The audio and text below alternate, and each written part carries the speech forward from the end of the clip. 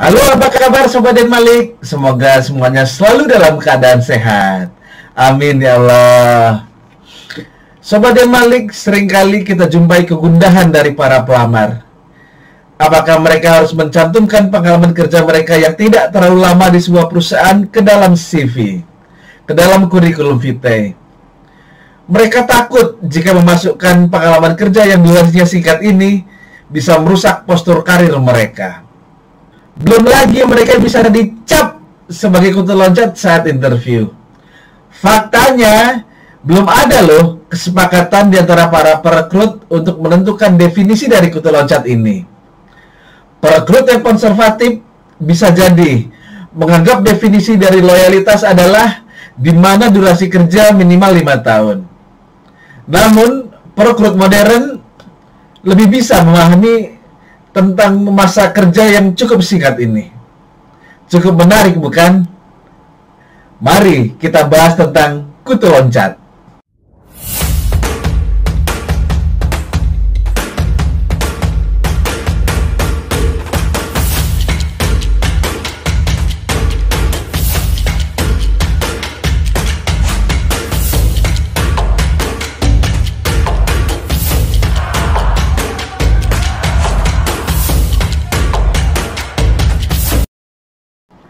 Banyak faktor yang menyebabkan seseorang memiliki durasi kerja yang singkat di sebuah perusahaan.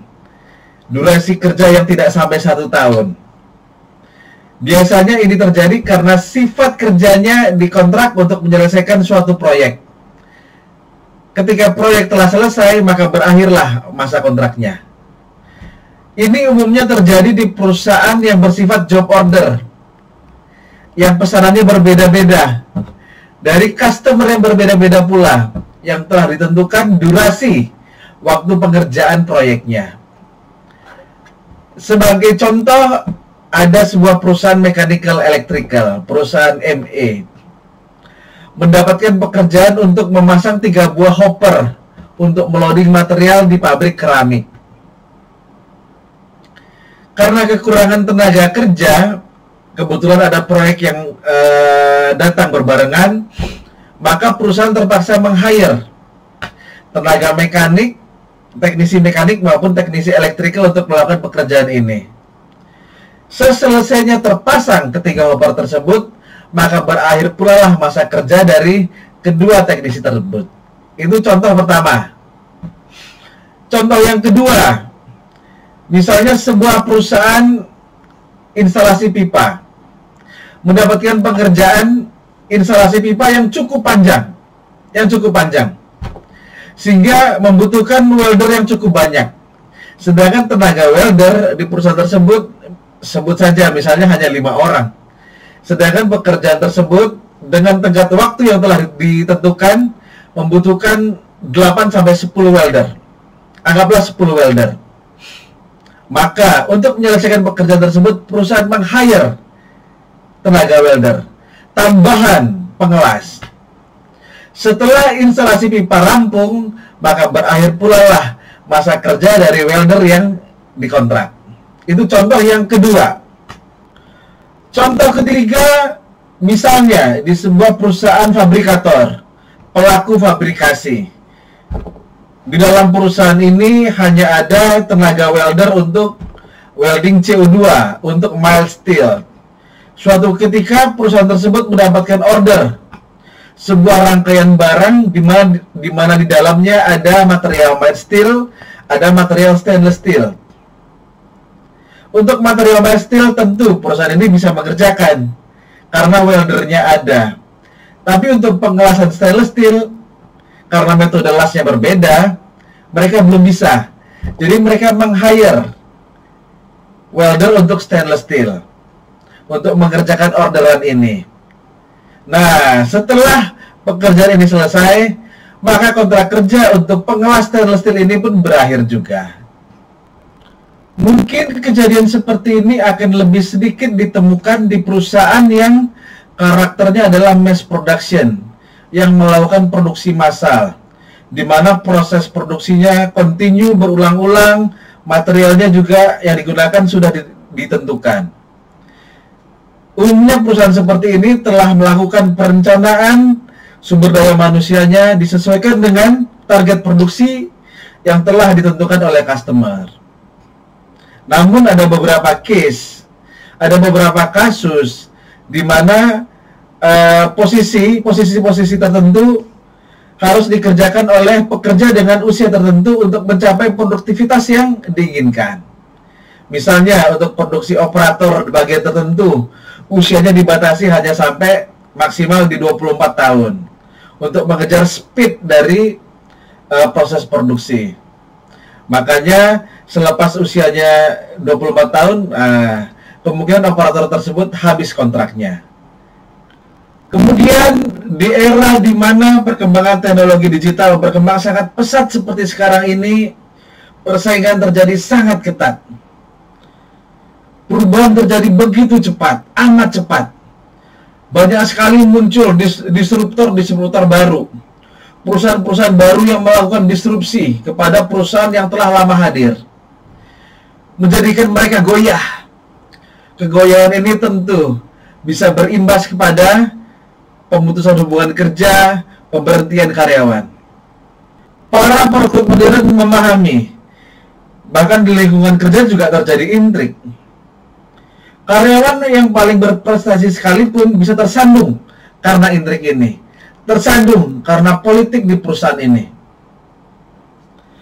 Di lain hal, pekerja dari kaum milenial pun tak segan-segan untuk resign, untuk mengundurkan diri bila nilai dari perusahaan telah berubah, bila nilai dari perusahaan telah tidak sejalan dengan nilai yang mereka anut.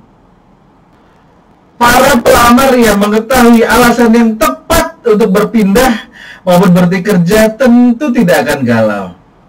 Mereka pindah atau berhenti kerja bukan semata-mata karena bosan. Para perekrut yang matang akan mampu untuk melihat talenta, passion, potensi dari pelamar-pelamar ini. Perekrut yang matang akan mampu melihat keberanian dari pelamar-pelamar ini untuk menemukan jalur karir yang mereka impikan dan memberikan mereka tempat di mana pelamar ini mampu mencurahkan seluruh gairahnya dalam bekerja, sehingga mampu berkarya secara produktif dan memberikan kontribusi baik bagi perusahaan. Lalu apakah Sobat Deden Malik harus risau? Apakah harus terus-menerus galau untuk memuaskan perekrut-perekrut konservatif? Tentu tidak. Namun, ada syaratnya, yaitu harus tetap produktif selama masa jeda. Sehingga ketika muncul pertanyaan, apa yang Anda lakukan selama masa jeda, Sobat Deden Malik bisa menjawab dengan penuh keyakinan dan kejujuran. Dengan beragam keahlian dan jejaring yang Sobat Deden Malik miliki, Sobat Deden Malik bisa tetap produktif. Misalnya, menjadi narasumber di berbagai pelatihan, membantu usaha teman, menyibukkan diri dalam kegiatan kemanusiaan, menyibukkan diri dalam kegiatan organisasi, menjadi freelance untuk beberapa pekerjaan, dan masih banyak lagi. Bila Sobat Deden Malik mampu menjelaskan hal ini dengan baik kepada perekrut, para perekrut akan merasa hal ini merupakan hal yang wajar, bahkan menjadi nilai plus. Yang menjadi masalah adalah saat Sobat Deden Malik tidak memanfaatkan keahlian dan jejaring Sobat Deden Malik dan memilih untuk berdiam diri. Perekrut akan menilai Sobat Deden Malik sebagai seseorang yang statis. Saran saya adalah perluas jaringan, perluas lingkup pergaulan yang lebih heterogen. Petualangan, pengalaman yang didapat akan mampu memperkaya kemampuan diri dan membuka berbagai kesempatan baru. Meskipun bila pada akhirnya perekrut tidak menerima penjelasan Sobat Deden Malik dan menolak, tidak apa-apa. Setidaknya Sobat Deden Malik sudah berusaha untuk memulai dengan kejujuran. Semoga di masa depan Sobat Deden Malik akan berjumpa dengan para perekrut yang modern, progresif, dan mampu memahami kegiatan-kegiatan produktif Sobat Deden Malik di masa jeda. Hubungan yang didasari dengan kejujuran tidak menimbulkan kecurigaan, akan menimbulkan perasaan tenang dan damai untuk sebuah perjalanan jangka panjang. Organisasi yang jujur adalah tempat yang cocok bagi eksistensi para pekerja yang jujur.